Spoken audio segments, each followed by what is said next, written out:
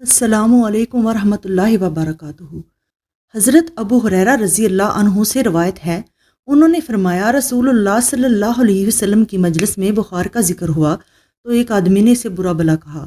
نبی صلی اللہ علیہ وسلم نے فرمایا، اس بخار کو برا نہ کہو، اس سے گناہ اس طرح دور ہو جاتے ہیں جس طرح آگ سے لوہے کی میل کچیل دور ہو جاتی ہے۔ سنن ابن ماجہ حدیث نمبر 3469۔ یہ حدیث ہمیں سکھاتی ہے مصیبتوں پر صبر اور مثبت سوچ۔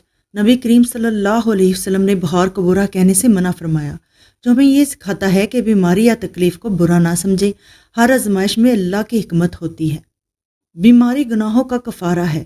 حدیث کے مطابق بخار انسان کے گناہوں کو ایسے دور کرتا ہے جیسے آگ لوہے کی میل کچیل کو صاف کر دیتی ہے۔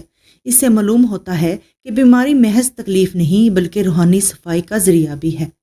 تعالیٰ کی رحمت کا شعور۔ اس حدیث سے یہ سبق بھی ملتا ہے کہ اللہ تعالیٰ اپنے بندوں سے اتنی محبت کرتا ہے کہ وہ بیماری کے ذریعے بھی ان کے گناہوں کو معاف فرما دیتا ہے۔ یہ اس کی رحمت کی نشانی ہے۔ ناشکری سے بچنا۔ جب ہم کسی بیماری یا تکلیف کو برا بھلا کہتے ہیں تو یہ ناشکری کی علامت ہے۔